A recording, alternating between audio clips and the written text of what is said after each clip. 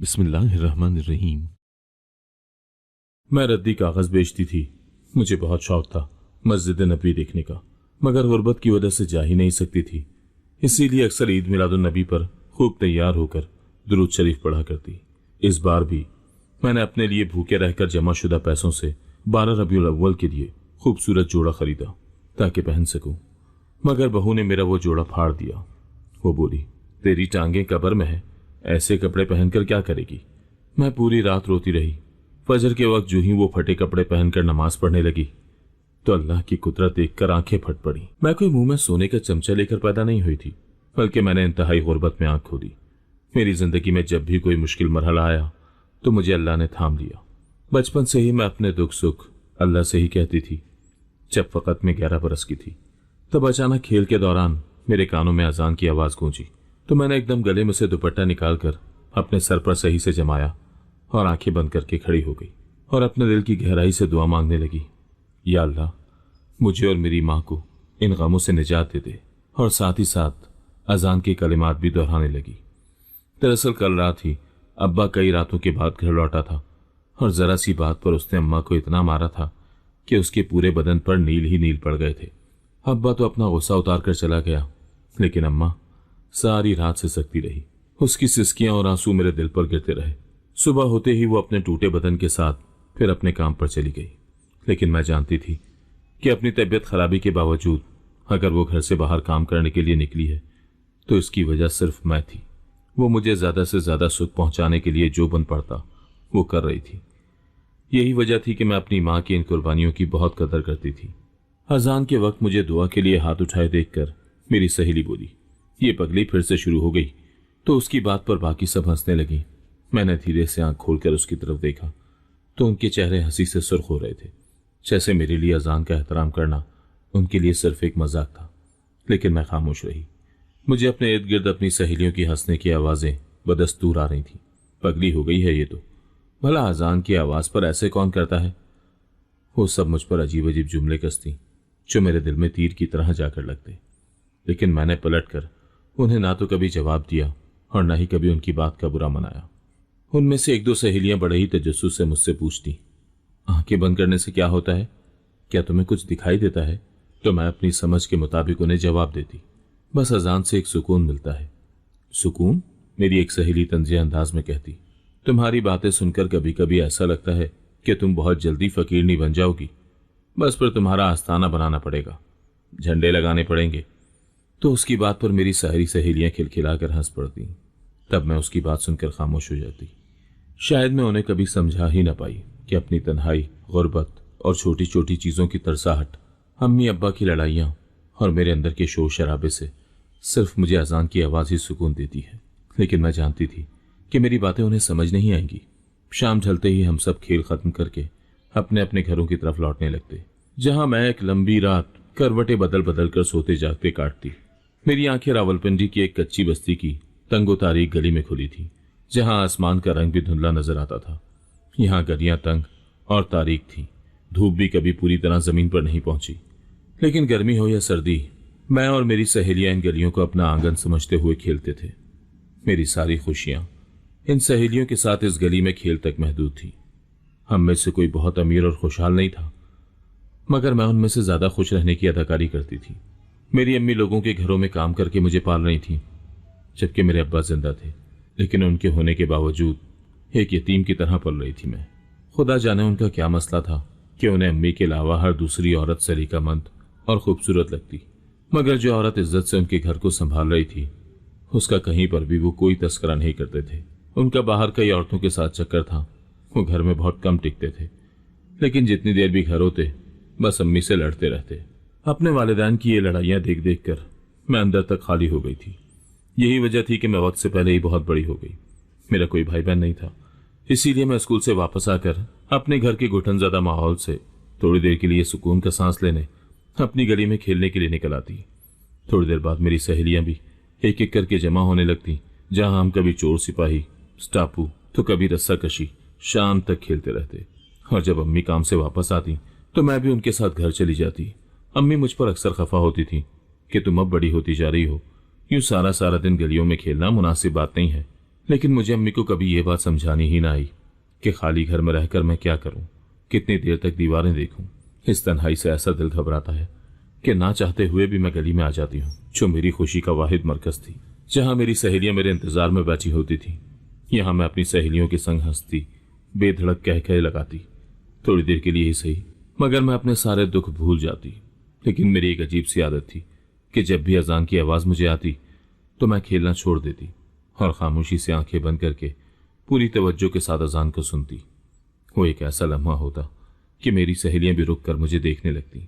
मेरे अंदर की जैसे कोई ताकत अजान की आवाज पर मेरे अंदर सुकून भर देती। अजान का हर लफ्ज मेरे दिल को छूता और मेरे अंदर फैली हुई तन्हाई और उदासी को मिटा डालता। मैं खामोशी से आंखें बंद कर लेती और दिल ही दिल में खुदा से बातें करती, जैसे वो मेरे दिल के बेहद करीब हो। मगर खेल में यह वक्फा मेरी सहेलियों को बहुत अजीब लगता। वो मुझे चिढ़ाने लगती कि देखो ये पगली हो गई है, कैसे आंखें बंद करके खड़ी हो जाती है।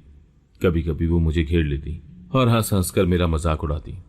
कभी मुझसे पूछती कि अजान की आवाज पर आंखें बंद करके तुम्हें क्या नजर आता है, तो उनके सवाल का मेरे पास तो कोई जवाब न होता तो मैं मुस्कुराकर टाल देती। उन्हें क्या पता था कि अजान की आवाज मेरे लिए दुनिया की सारी परेशानियों का मदावा है। वक्त का पहिया तेजी से घूमता रहा और मैं जवान हो गई तो अम्मी को मेरी शादी की पड़ गई। थोड़ा थोड़ा करके मेरा जहेज भी तैयार करने लगी, लेकिन अम्मी की सेहत दिन ब दिन खराब होने लगी। तो मैंने अम्मी से कहा कि आप घर बैठा करें, आपकी जगह मैं काम करने चली जाती हूँ। तो अम्मी हंसकर कहती, अपने घर का काम तो तुमसे होता नहीं है, बाहर के काम कैसे करोगी। तो उनकी बात सुनकर मैं एकदम से मुंह बना लेती और कहती, जब मेरे सर पर जिम्मेदारी आएगी तो मैं ये काम कर ही लूंगी। तो अम्मी एकदम से संजीदा होकर बोलती कि खुदा करे तुम्हें कोई घर बिठाकर खिलाने वाला हो, तुम्हें मेरी तरह बाहर निकलकर काम न करना पड़े। मेरी तो मजबूरी थी, काम ना करती तो घर में फाके हो जाते और औरत खुद तो भूखी रह सकती है लेकिन अपनी औलाद की भूख नहीं देख सकती। अपने सर का साईं आधी रोटी भी कमाने जोगा होगा तो औरत को कभी भी बाहर निकलकर काम नहीं करना चाहिए, बल्कि घर की चार दीवारी के अंदर इज्जत से बैठना चाहिए। और मुझसे ज्यादा ये बात कौन जानेगा, मर्दों के इस माशरे में औरत का बाहर निकलकर हर अहरे गैरे की गंदी निगाह बर्दाश्त करना और इसके हलाल कमाना कोई इतना आसान काम नहीं होता। तो अम्मी की बात सुनकर मैं अम्मी के हाथ चूम लेती तो वो मुझे गौर से देखती हुई बोलती, बस खैर से तुम्हारा जहेज जमा हो जाए और किसी अच्छी जगह से तुम्हारा रिश्ता आ जाए तो मैं बिल्कुल देर नहीं करूंगी, फिर भले मौत आ जाए परवाह नहीं है। तो मैं दहल कर अम्मी की तरफ देखने लगती कि जिनके अलावा मेरे इस दुनिया में और कोई ऐसा रिश्ता नहीं था जिस पर मैं भरोसा कर सकती थी। मैंने अपनी जिंदगी में सिर्फ माँ को ही अपने लिए स्ट्रगल करते हुए देखा था।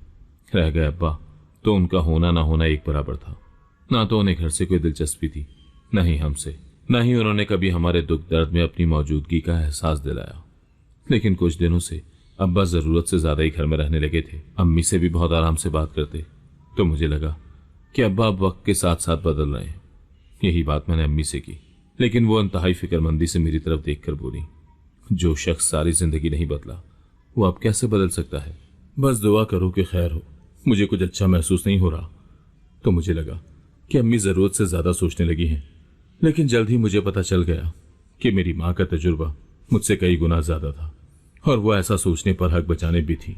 एक दिन अब्बा ने अम्मी से कहा कि मैंने रानी का रिश्ता तय कर दिया है। तो अम्मी हैरत से अब्बा की तरफ देखने लगी कि जिसने सारी जिंदगी अपनी बेटी की कोई जिम्मेदारी पूरी नहीं की, वो उसकी जिंदगी का इतना बड़ा फैसला अकेले कैसे कर सकता है।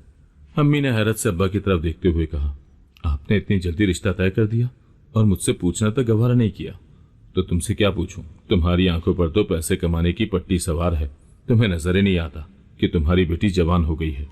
तो अम्मी ने हैरान होकर अपने शौहर की तरफ देखा कि आज वो इतनी समझदारी की बातें कैसे करने लगा है, जिसने कभी बेटी की पैदाइश पर खुशी नहीं मनाई, ना ही उसे बाप का प्यार दिया।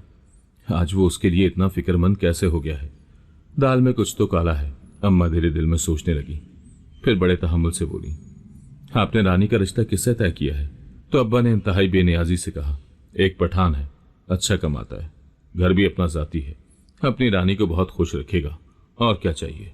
अब्बा की बात सुनकर अम्मी के चेहरे पर परेशानी की लकीरें गहरी हो गई। तो वो एकदम से बोली, न अपने खानदान का न ही गैर खानदान का, ये तो बिल्कुल ही अलहदा कौम में आप रिश्ता दे रहे हैं। पठान कौम के तो अपने रस्म रिवाज होते हैं जो हमारे रीत रिवाज से इंतहाई मुख्तलिफ है, और तो और उनकी तो बोली भी हमारे पल्ले नहीं पड़ती। तो अब्बा एकदम से बोले, तो रीत रिवाज सीखने कौन से मुश्किल हैं, और जबान का भी कोई मसला नहीं है। वो उर्दू बोलते भी हैं और समझते भी हैं। ये भी वक्त के साथ साथ पश्तो सीख जाएगी। अच्छी ज़हीन लड़की है। तो अम्मी अब्बा की तमाम बातों को नजरअंदाज करते हुए बोली, और उसकी उम्र बस ठीक ही है। वैसे भी मर्द की उम्र नहीं देखी जाती, बल्कि मर्द की जेब देखी जाती है। तो अब्बा के इस जवाब पर अम्मा का माथा ठनका। मैं आपकी बात नहीं समझी। आपको पता है ना कि हमारी रानी अभी सिर्फ 16 साल की है, तो कम से कम इसका रिश्ता 2-3 साल बड़ा ही हो। इससे ज्यादा बड़े आदमी को मैं रिश्ता नहीं देना चाहती। तो अब्बा एकदम से बिफर कर बोले, तो फिर इसे सारी जिंदगी अपने घर में बिठा, और जब ये 30-35 साल की हो जाएगी तो फिर इसे दुगनी उम्र के आदमी से ब्याह देना। वो भी तुझे कोई बाल बच्चेदार ही मिलेगा। अब्बा की बात सुनकर अम्मी खामोश हो गई। फिर आहिस्ता से बोली, देखें, इसमें लड़ाई वाली कोई बात नहीं है। हमारी बेटी अभी बहुत कम उम्र है, लिहाजा मैं किसी ऐसी जगह से नहीं ब्याहना चाहती जहां पर लड़के की उम्र ज्यादा हो।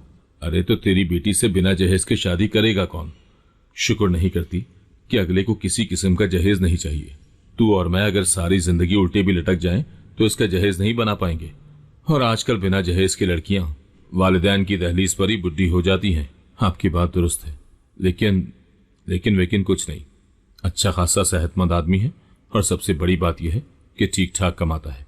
रानी खुश रहेगी, और क्या चाहिए? तो अम्मी ने मजीद बात करना मुनासिब नहीं समझी और खामोश हो गई, क्योंकि वो जानती थी कि इस बात का कोई नतीजा नहीं निकलेगा।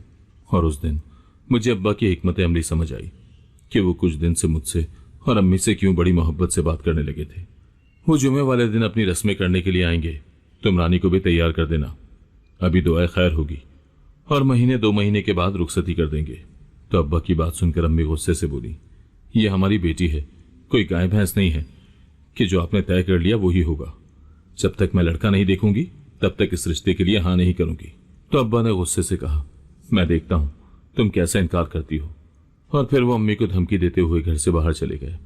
तो अम्मी रोती हुई बोली, सारी जिंदगी हमें सुकून का सांस नहीं लेने दिया, और अब पता नहीं कहां से उठकर मेरी बेटी के मुकद्दर का फैसला करने आ गया है। मैं पानी लेकर अम्मी के पास गई ताकि उन्हें कुछ तसल्ली दे सकूं। तो अम्मी ने आंसुओं भरी आंखों से मेरी तरफ देखते हुए कहा, मैं मर तो जाऊंगी, लेकिन तेरा रिश्ता कभी भी उस पठान से नहीं करूंगी। खुदा जाने उसकी उम्र क्या है। फिर बात करते करते अम्मी चौंक पड़ी और बोली, सारी जिंदगी इस शख्स ने न घर की जिम्मेदारी उठाई न बेटी की, तो अब रिश्ते के टाइम इसको इतनी फिक्र क्यों होने लगी है? कहीं इसने कोई पैसे वैसे तो नहीं पकड़ रखे? ये बात सुनकर मेरा कलेजा मुंह को आने लगा। तो मैंने फौरन अम्मी को टोक कर कहा, अम्मी आप अब्बा पर इल्जाम तो ना लगाएं, वो इस हद तक तो नहीं जा सकते कि मेरा सौदा करते फिरे। अरे तुम नहीं जानती अपने बाप को, उसका बस चले तो वो कुछ भी कर सकता है। बहरहाल मुझे शक है, तुम दुआ करो कि ये शक ही रहे। लेकिन अगर ये ऐसा ही हुआ जैसा मैं सोच रही हूं तो फिर क्या होगा? अम्मी की बात सुनकर अब थोड़ी थोड़ी सी परेशानी मुझे भी होने लगी थी। अब्बा उस रात के बाद फिर लौट कर घर नहीं आए, और यही बात अम्मी के लिए ज्यादा फिक्रमंद थी। अब्बा का फोन भी बन जा रहा था। अम्मी ने उनके करीबी दोस्तों से अब्बा के हवाले से पूछा तो उन्होंने भी लाइल्मी का इजहार किया। अलबत्ता उनके एक इंतहाई करीबी दोस्त ने अम्मी से कहा कि वो किसी दूसरे शहर जाने की बात तो कर रहा था, लेकिन मुझे तफसील से आगाह नहीं किया। तो उसकी बात पर अम्मी एकदम से चौंक गई। जुमे वाले दिन अम्मी ने छुट्टी कर ली, क्योंकि अब्बा ने कहा था कि लड़के वाले जुमे वाले दिन आएंगे। मैंने अम्मी के साथ मिलकर घर की जल्दी जल्दी सफाई की और फिर उनके आने का इंतजार करने लगी। लड़के वालों के घर से 2 लोग ही हमारे घर आए, तो अम्मी ने उन्हें बाइज्जत तरीके से कमरे में बिठाया। अम्मी को अब यही फिक्र थी कि अगर उन्होंने अब्बा का पूछा तो वो क्या जवाब देंगी, लेकिन खैर गुजरी, उन्होंने अब्बा का कुछ खास नहीं पूछा, और अम्मी ने बहाना बनाकर मुख्तसर जवाब देकर यह कह दिया कि उनके दोस्त के यहाँ एक इमरजेंसी हो गई है, तो वो बस अभी वहां के लिए निकले हैं। फिर अम्मी ने उनसे तारुफ मांगा, तो ये सुनकर तो अम्मी के पैरों तले से जमीन ही निकल गई कि दरअसल जो शख्स उनके घर बैठा है वो अपना ही रिश्ता करने के लिए हमारे घर आया है। अम्मी से तो काफी देर तक कुछ बोला ही नहीं गया। वो कोई लड़का नहीं था, बल्कि ठीक ठाक अब्बा से भी दुगना उधेड़ उम्र का आदमी था। उसके साथ जो खातून थी वो उसकी पहली बीवी की औलाद थी। गोया उस शख्स के बड़े बड़े बच्चे थे। अम्मी उसको देखकर पेचुताप खाने लगी। मैं तो उसकी औलाद से भी छोटी थी। अम्मी ने उससे पूछा, आप तो काफी उम्र के हैं, फिर शादी क्यों करना चाहते हैं? तो उसने बताया कि ये मेरी 5वीं शादी होगी। इससे पहले मेरी 4 बीवियां, जिनमें से 2 फौत हो चुकी हैं और 2 को मैं छोड़ चुका हूँ। मेरे तमाम शादीशुदा बच्चे अपने अपने घरों में खुश और आबाद हैं। मैं चूंकि अकेला रहता हूँ, इसीलिए अब शादी करना चाहता हूँ। फिर उस शख्स ने अब्बा का हवाला देकर कहा, नियाज ने मुझसे रिश्ते की बात खुद चलाई थी, इसीलिए मैंने हामी भर ली।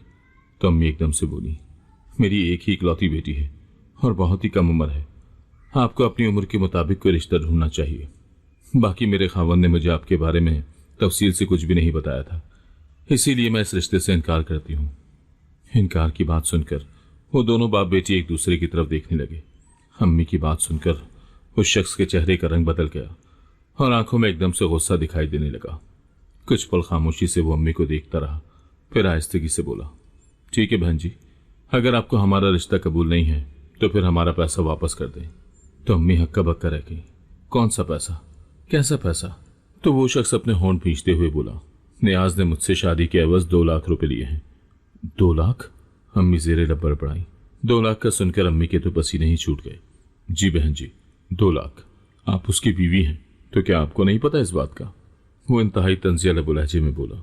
उसकी बात सुनकर अब परेशानी की बारी अम्मी की थी, लेकिन वो हौसले से बोली, अगर आपकी और मेरे शौहर के दरमियान कोई लेन देन हुआ है तो मुझे इसका इल्म नहीं है, और ना ही मुझे मेरे खावंद ने पैसे लाकर दिए हैं, और ना ही इसका जिक्र घर में किया है। तो मैं क्या करूं? वो शख्स तड़क कर बोला, मुझे इस बात से क्या गर्ज है कि उसने उन पैसों का जिक्र आपसे किया है या नहीं। अब ये तो आप दोनों मियाँ बीवी का मसला है, इसमें मेरा तो कोई कसूर नहीं। मैंने तो पैसे रिश्ते के लिए दिए थे। अब अगर आपको ये रिश्ता मंजूर नहीं है तो बराए मेहरबानी मेरे पैसे वापस करें। तो उसकी बात सुनकर अम्मी बेहद परेशान हो गई। उनकी सांसें तेज तेज चलने लगी। हम कहाँ से देंगे ये 2 लाख? दोबारा भी जन्म ले लें तो इतना पैसा नहीं इकट्ठा कर सकते। वो शख्स इंतहाई बेनियाजी से बोला, तो फिर अपनी बेटी की शादी मेरे साथ कर दो, मसला खत्म हो जाएगा। अम्मी को तो चुप सी लग गई। वो जानती थी कि अब्बा रकम लेकर भाग चुका था और अपने पीछे मसाइल का एक अंबार छोड़ गया है। अम्मी को चुप देखकर वो उठकर खड़ा हो गया और फिर बोला, हम औरतों से मामला तय नहीं करते। अब चूंकि आपका खावंद आपके सर पर नहीं है तो मजबूरन मुझे आपसे ये बात करनी पड़ रही है। बहरहाल मैं 2 लाख रुपए 4 लोगों की मौजूदगी में आपके खावंद को दे चुका हूं। चाहें तो आप अपनी तसल्ली कर सकती हैं। अब आपके पास 2 ही रास्ते हैं, या तो मेरे पैसे वापस कर दें या फिर जो आपके शौहर और मेरे दरमियान तय हुआ है उसे पूरा करें। मैं आपको 1 हफ्ते की मोहलत देता हूं। आप अच्छी तरह सोच समझ कर फैसला कर लें। मुझे कोई जल्दी नहीं है। और एक बात का खास ख्याल रखें कि यहां से भागने की कोशिश मत कीजिएगा। मेरे बंदे आप लोगों पर नजर रखेंगे। अगर आप भी अपने शौहर की तरह भाग गई तो हम आपको पाताल से भी निकाल कर ले आएंगे। तो अम्मी एकदम से झुंझला कर बोली, अगर आपके हाथ इतने ही लंबे हैं तो मेरे खावंद को ढूंढिए और उनसे पैसे निकलवाएं। वो मेरी बेटी का सौदा करके घर से भाग गया है, उसे क्यों नहीं पकड़ते? तो वो शख्स बोला, वो भी जल्दी हमारी गिरफ्त में होगा। हमें अपने पैसे निकलवाने अच्छी तरह से आते हैं। हम सबको माफ कर सकते हैं, लेकिन जो हमारे साथ धोखेबाजी करता है हम उसे माफ नहीं करते। बाकी हमें मशवरा देने की जरूरत नहीं है, हमें पता है कि हमें क्या करना है। बस इतना ख्याल रखना कि अपने शौहर की तरह भागने की हिमाकत नहीं करना, वरना आपको यह हिमाकत बहुत ही महंगी पड़ जाएगी। उसके लबो लहजे में वाज़ेह धमकी थी। अम्मी बेबसी से उसकी तरफ देखने लगी। फिर वो अपनी बेटी को लेकर फौरन ही हमारे घर से चल दिया। तो अम्मी सर पकड़कर बैठ गई, जबकि मैं हवास बाख्ता सी अपने कमरे से निकली और अम्मी के पास बैठकर रोने लगी। तो अम्मी ने मेरी तरफ देखकर कहा, मैं ना कहती थी तुम्हारा बाप कोई ना कोई गुल खिलाएगा। ये जो इतना मीठा बनकर हमारे इर्द गिर्द फिर रहा था तो इसके पीछे उसकी अपनी गर्ज थी, लेकिन मैं कभी तसव्वुर भी नहीं कर सकती थी कि वो इतना लालची निकलेगा कि अपनी ही बेटी को चंद टकों के एवज बेच डालेगा। तो मैं अम्मी की बात सुनकर रोने लगी, क्योंकि मुझे यकीन नहीं आ रहा था कि मेरा बाप मेरा सौदा करके बैठा है और पैसा लेकर ऐसा गायब हुआ है कि उसकी गर्द भी कहीं नजर नहीं आ रही। मैं और अम्मी एक दूसरे के गले लगकर रोने लगे। हालात ऐसे थे कि हम कहीं भाग कर भी नहीं जा सकते थे, और अगर भागते भी तो इस भरी दुनिया में हम दोनों का कोई भी नहीं था जो हमें तहफ़्फ़ुज़ फराहम करता। दूसरी तरफ उन लोगों से दुश्मनी लेना भी कोई इतनी आसान बात नहीं थी। अम्मी की आंखों में बेबसी ही बेबसी थी। और फिर 1 हफ्ता पलक झपकते ही गुजर गया। जिस दिन उन्होंने निकाह के लिए आना था उस दिन अम्मी मेरे सामने हाथ जोड़कर बैठ गई और रोते हुए बोली, रानी मेरे पास इसके अलावा कोई रास्ता नहीं है। तो मैं अम्मी की बात सुनकर रोने लगी। अम्मी आप क्यों माफ़ी मांग रही हैं? इसमें आपका क्या कसूर है? आपने तो सारी जवानी इस घर को दे दी ताकि मैं खाली पेट ना सोऊं। आपने मेरे लिए सर्दी गर्मी मेहनत की है, ये सब कसूर तो अब्बा का है, मैं उन्हें कभी माफ़ नहीं करूंगी।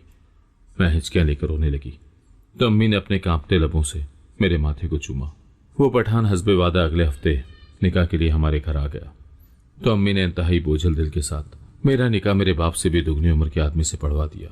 लेकिन ऐन मेरी रुखसती के वक्त अम्मी को हार्ट अटैक हुआ और उनकी मौके पर ही डेथ हो गई। वो मुझ पर बीतने वाला इतना बड़ा जुल्म शायद बर्दाश्त न कर पाई, क्योंकि उन्होंने तो कभी ख्वाब में भी ये नहीं सोचा होगा कि मेरी तकदीर ऐसे निकलेगी। लेकिन अम्मी की इस नागाहानी मौत ने मुझे तोड़ फोड़ कर रख दिया। अम्मी का जाना ऐसा था जैसे मेरे अंदर से जिंदगी खत्म हो गई हो। अम्मी के स्वयं के बाद मुझे मेरा शौहर गुलाब खान अपने घर ले जाने के लिए आया, तो मेरे करीब कोई ऐसा रिश्ता नहीं था जो मेरे सर पर हाथ रखकर मुझे अपने बूढ़े शौहर के साथ रुखसत करता। मैंने खुद ही अपने बैग में चंद कपड़े रखे और अपने उस छोटे से घर को, जिसमें मैंने शऊर की आंख खोली थी, उसे छोड़ते हुए मैं बेआवाज ही रोने लगी थी कि उसी वक्त अजान हुई और मैंने आंखें बंद करके अल्लाह से ढेरों दुआएं कर डाली। गुलाब खान के साथ मैंने जिस घर में कदम रखा वो मिट्टी का मजबूत घर था। उसकी 4 बीवियों से कई बच्चे थे जो मुझसे मिलने के लिए आए और मिलकर चले गए। वो सब लोग आपस में पश्तो में बात करते थे, लेकिन जब मुझसे बात करते तो उर्दू बोलते थे। मैं चूंकि पैसों के एवज खरीदी गई थी, इसीलिए मेरा गुमान में ये था कि ये लोग मुझे किसी नौकरानी से ज्यादा हैसियत नहीं देंगे और इंतहाई बदतर सलूक करेंगे। लेकिन मेरी हैरत की इंतहा न रही जब गुलाब खान की औलाद ने मुझे अपनी सगी माँ के बराबर का दर्जा दिया। मेरी बेहद इज्जत करते थे और जब मुझसे मिलने के लिए आते तो कोई ना कोई तोहफा मेरे लिए लेकर आते। दूसरी तरफ गुलाब खान एक बहुत ही अच्छा शौहर साबित हुआ। वो धेड़ उम्र जरूर था, लेकिन इंतहाई नफीस इंसान था। वो मेरी ना सिर्फ छोटी छोटी जरूरतों का ख्याल रखता, बल्कि घर का कोई भी काम मुझे करने ना देता। सच कहूं तो उसने मुझे किसी शहजादी की तरह अपने घर में रखा हुआ था। मैं 4 माह बाद हामला हो गई तो वो बेहद खुश हुआ। अब तो वो मुझे चारपाई से पांव भी ना उतारने देता था। मेरे आराम से लेकर खाने तक हर तरह का ख्याल रखता। तो इस शादी को लेकर मेरे दिल में छाया हर तरह का गर्दो गुबार जैसे धुल गया था। मैंने मर्द का रूप अपने बाप की सूरत में ही देखा था, जो अपनी बीवी को हमेशा पांव की जूती ही समझता रहा।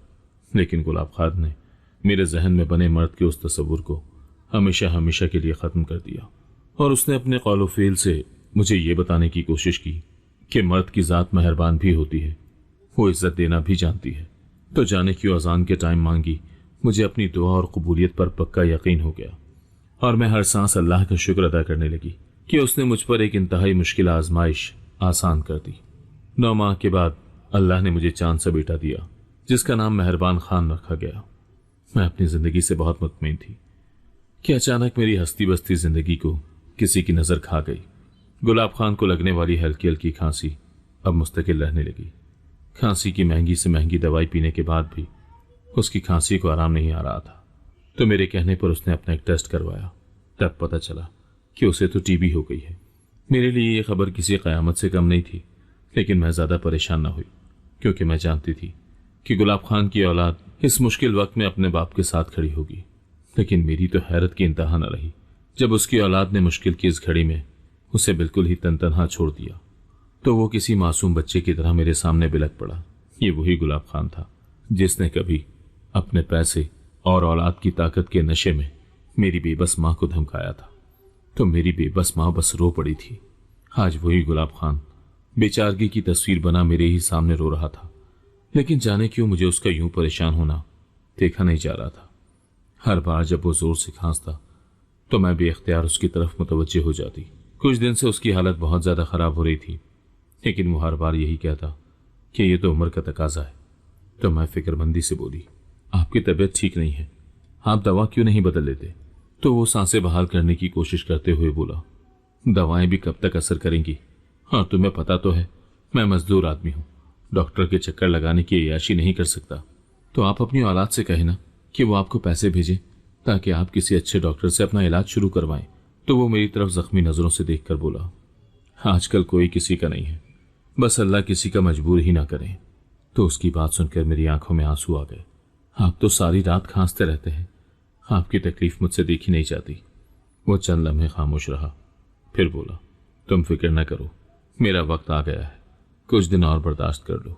तो उसकी बात सुनकर मैं तड़प सी गई। रात के पिछले पहर जब उसकी खांसी मजीद बिगड़ गई तो मैंने एक बार फिर इल्तिजा की, खुदारा डॉक्टर के पास जाएं, आपको कुछ हो गया तो मैं क्या करूंगी? उसने कमजोर सी मुस्कुराहट के साथ मेरी तरफ देखा। तुम्हें मेरी फिक्र हो रही है? क्यों ना हो, मैंने हैरानी से पूछा। आप मेरे शौहर हैं। शौहर? वो सरगोशी में बोला, जैसे खुद से बात कर रहा हूं। तुम्हारे लिए तो मैं सिर्फ एक बोझ हूं। ये शादी तुम्हारी मर्जी की नहीं थी, मैं जानता हूं। तो मैंने जल्दी से जवाब दिया, ऐसा नहीं है, आप ऐसा मत सोचें, ना अब ऐसी बातों को कोई फायदा है। मैंने रूहान सी होकर कहा, मैं बस ये चाहती हूं कि आप ठीक हो जाएं। तो वो मेरी बात पर खांसते हुए हंसा। चंद दिन के बाद जब उसकी तबीयत में बेहतरी ना आई तो मैंने इसरार किया, हमें डॉक्टर के पास जाना होगा, मैं आपको इस हाल में नहीं देख सकती। वो मेरे इसरार पर थोड़ा झुंझला कर बोला, कितनी बार कहा है, डॉक्टर के पास जाकर क्या होगा, पैसे नहीं है, और वैसे भी मेरी जिंदगी का वक्त पूरा हो चुका है। मैंने आंखों में आंसू भरकर कहा, पैसे की बात मत करें, हम कुछ कर लेंगे, बस आप ठीक हो जाएं। उसने मेरी तरफ गौर से देखा, फिर आहिस्ता से बोला, क्या तुम सच में चाहती हो कि मैं जिंदा रहूं? आप क्यों ऐसी बातें करते हैं? मैंने बेबसी से पूछा। आपको ठीक होना है हमारे लिए। वो दोबारा लंबी सांस लेकर बोला, मेरे बच्चे जिन्हें मैंने खून पसीने की कमाई से पाला पोसा, बड़ा किया, आज उन्हें मेरी कोई परवाह नहीं है, लेकिन मुझे अपने इस मुश्किल वक्त में ये इत्मीनान हासिल है कि मेरे पास तुम हो। अब शायद मैं आसानी से मर सकूंगा। तो उसकी बात सुनकर मैं रोते हुए बोली, अल्लाह आपको लंबी जिंदगी दे, ऐसी बातें ना करें, अभी तो मेहरबान खान को आपकी बहुत जरूरत है। क्या आप उसे अपने पैरों पर खड़ा नहीं करेंगे? तो वो मेरी बात सुनकर हल्के से मुस्कुराया।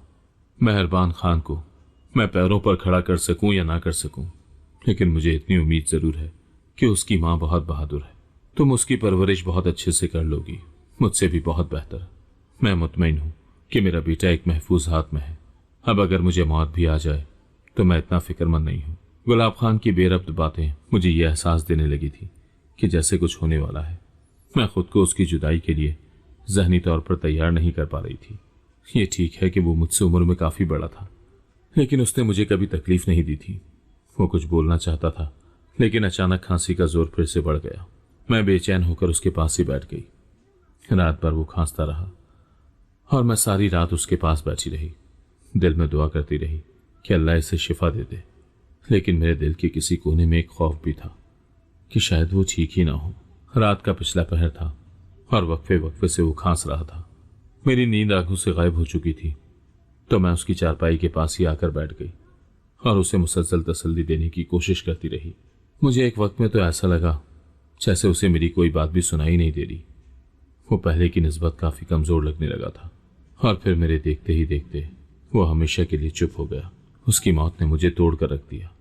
उसके जाने के बाद मुझे ऐसा लगा जैसे अम्मी के बाद मुझे संभालने के लिए वो तो था, लेकिन उसके बाद मुझे कोई ऐसा दिखाई नहीं दे रहा था जो हम दोनों माँ बेटे का ख्याल रख सकता। गुलाब खान की औलाद बस 40वें तक मेरे साथ रही। उसके बाद उन्होंने कभी भी पलटकर हम दोनों माँ बेटे का नहीं पूछा।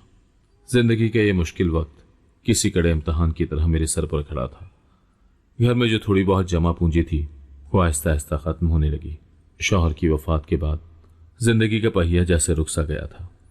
जहां एक तरफ अपनी बेवगी का दुख था, वहीं दूसरी तरफ रोजी रोटी की फिक्र भी सर पर आन खड़ी थी।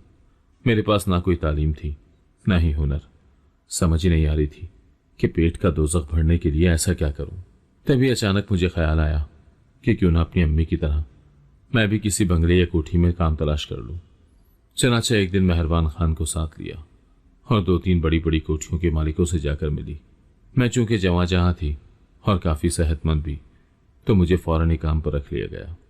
तनख्वाह भी माकूल थी, तो मेरी खुशी का ठिकाना न रहा। मगर वहां का माहौल अजीब सा था। मर्दों की भूखी नजरें, उनकी फाहिश बातें और काम का बहाना बनाकर करीब आना, ये सब मुझे बहुत नागवार लगता। एक दिन जब एक कोठी के मालिक ने मुझे जरूरत से ज्यादा देर तक रोका और गैर मुनासिब बातें की, तो मैंने फैसला किया कि ये सब मेरी बर्दाश्त से बाहर है। चनाचा मैंने दिल में ठान ली और वहां से निकल आई। लेकिन मेरी परेशानी बढ़ती ही जा रही थी। पैसे खत्म हो चुके थे और खाने को कुछ भी न था। फिर एक दिन अपने घर के रास्ते में कबाड़िए की बहुत बड़ी दुकान देखी, तो उस दुकान पर मैंने 2-3 औरतों को रद्दी बेचते हुए देखा। तो मुझे भी ख्याल आया कि लोग पुरानी चीजें, रद्दी कागज और लोहा वगैरह बेचकर पैसे कमाते हैं और ये काम मुश्किल भी नहीं है। लिहाजा अल्लाह का नाम लेकर मैंने भी ये काम शुरू कर दिया। मेरे मोहल्ले के कई लोगों ने मुझे कहा कि ये काम इतना आसान नहीं है, ज्यादातर ये काम मर्द करते हैं, औरतें ये काम करती अच्छी भी नहीं लगती। लेकिन मैंने ऐसे लोगों की बिल्कुल भी परवाह न की, क्योंकि जानती थी कि रिज़्क़ हलाल कमाने के लिए कोई भी पेशा बुरा नहीं होता, इससे अच्छा या बुरा हम खुद अपने रवैये और आदत की वजह से बनाते हैं। वैसे भी घर की चार दीवारी के अंदर किसी की हवस का निशाना बनने से बहुत बेहतर था कि मैं बाहर निकल कर काम करूं, क्योंकि सरेआम औरत को छेड़ने का रिस्क कोई नहीं लेता था। मैं दिन भर घर घर जाकर पुराने कागज, किताबें और रद्दी का सामान इकट्ठा करती और शाम को उसे बेचकर कुछ पैसे बना लेती। मेरे बेटे मेहरबान खान ने भी इस सफर में मेरा साथ दिया। वह अभी छोटा था, मगर वो मेरे साथ बाजार जाता, सामान उठाने में मदद करता और कभी कभार बोरी भी मेरे साथ लेकर चलता। मुझे उस पर बहुत नाज था। जब वो जवान हो गया तो मैंने उसकी शादी कर दी। शादी होती हुई उसका वीज़ा लगा और वो बाहर चला गया। मैंने भी उसे नहीं रोका, क्योंकि मैं चाहती थी कि वो जल्द अज जल्द अपने पैरों पर खड़ा होकर घर बार की जिम्मेदारियां संभाले। लेकिन मेरी बदकिस्मती कह ले कि बेटे के बाहर जाते ही मेरी बहू के पड़पुर्जे निकलने लगे। वो तो मिजाज की भी काफ़ी तेज निकली। उसने मेरी जिंदगी को अजीरन बना कर रख दिया।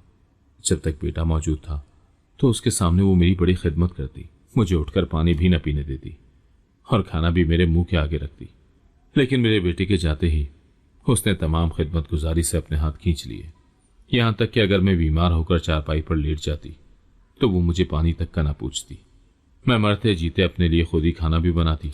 मेहरबान खान की वहां अच्छी जॉब लग गई थी तो वो हमें पैसे भेजने लगा, लेकिन बहू मुझे उसमें से 1 टका भी न देती।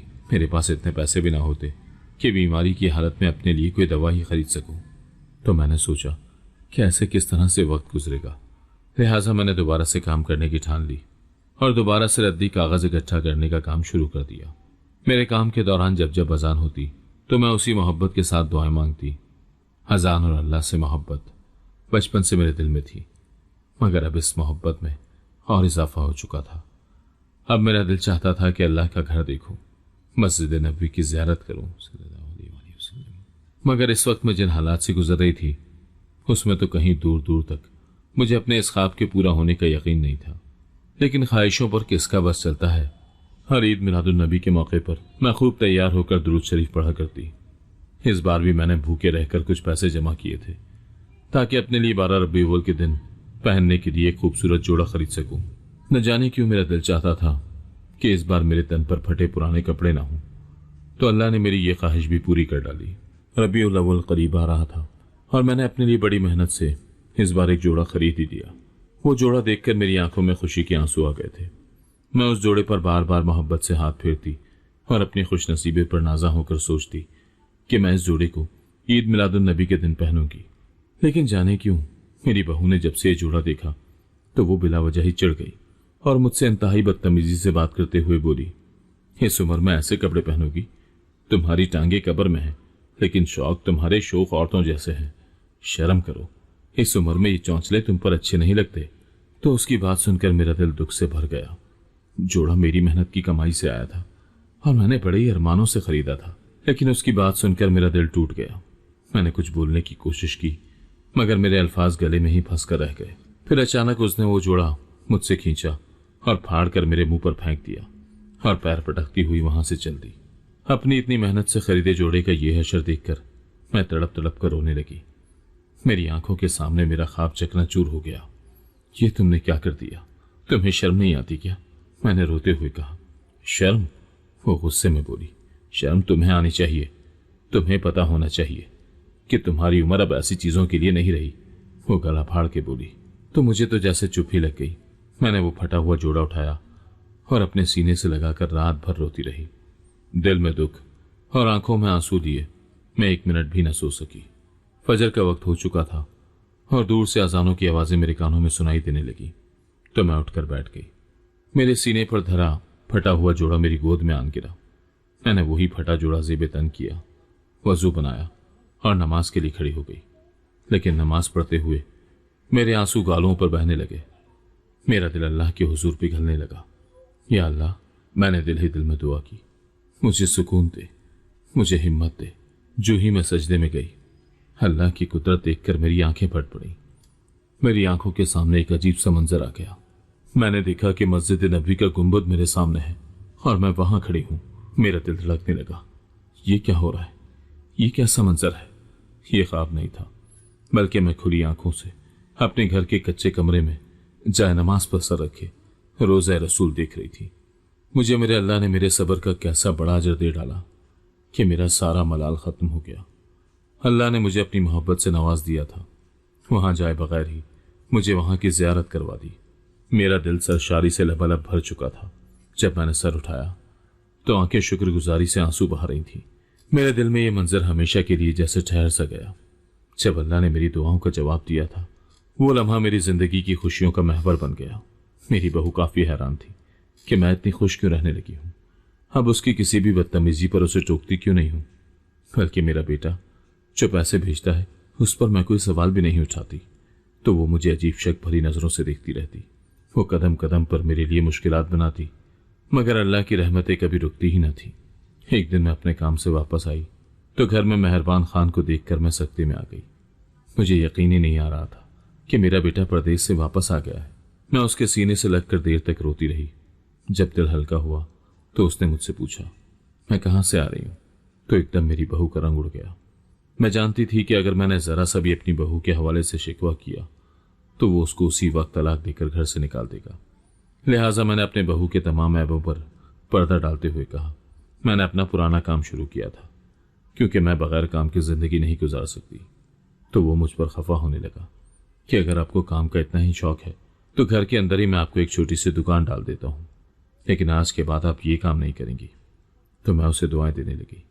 फिर अचानक वो मुस्कुराते हुए बोला, मां, आपको याद है आप हमेशा कहती थी कि आपका ख्वाब है कि आप मस्जिद नबवी और खाना काबा देखें। तो मेरी आंखों में पुराने ख्वाब जाग से उठे। मैं उसे बताना चाहती थी कि वहां जाए बगैर ही ये मंजर मैंने जागती आंखों से देख लिए हैं, लेकिन मैं खामोश रह गई क्योंकि ये मेरे और मेरे अल्लाह के दरमियान का मामला था। इसीलिए मैंने इसके बारे में किसी को भी बताना मुनासिब नहीं समझा। फिर धीरे से उससे कहा, हाँ बेटा, वो तो मेरे दिल की सबसे बड़ी तमन्ना है। उसने अपनी जेब से एक छोटा सा लिफाफा निकाला और मेरी तरफ बढ़ाया। मां, ये रहा आपका हज का टिकट। हज का टिकट? मैं हैरानी और खुशी से एकदम खड़ी हो गई। मेरी आवाज कपकपाने लगी। ये तुम क्या कह रहे हो मेहरबान खान? जी मां, मैंने पैसे जमा करके आपके लिए हज का इंतजाम करवा दिया है। अब आप अल्लाह के घर जाएंगी। उसकी बात सुनकर मेरी आंखों में आंसू आ गए। मैंने अपने बेटे की तरफ देखा और दिल से अल्लाह का शुक्र अदा किया। बेटा, तुमने मेरी जिंदगी का सबसे बड़ा ख्वाब पूरा कर दिया है। मेहरबान खान ने मेरे आंसू पोंछते हुए कहा, मां, ये आपकी कुर्बानियों का सिला है। आपने मेरी जिंदगी संवारी। अब ये मेरा फर्ज था कि आपकी खुशियों का ख्याल रखूं। मैंने टिकट को अपने दिल के साथ लगाया और अपने बेटे के माथे को चूम डाला। दिले दिल में अल्लाह का शुक्र अदा करने लगी कि उसने मेरी जिंदगी की सभी ख्वाहिशें एक एक करके पूरी कर दी हैं। अचानक अजान की आवाज सुनाई देने लगी तो मैंने फौरन अपनी आंखें बंद की, दुपट्टे से अपने सर को ढांपा और हाथ दुआ के लिए उठा दिए। अगर आपको आज की कहानी पसंद आई है तो वीडियो को जरूर लाइक कीजिएगा और अपने दोस्तों के साथ भी शेयर कीजिएगा। और हां, अगर आपने अभी तक हमारा चैनल सब्सक्राइब नहीं किया तो जरूर सब्सक्राइब करें। मिलते हैं कल एक नई और दिलचस्प कहानी के साथ। अल्लाह हाफिज।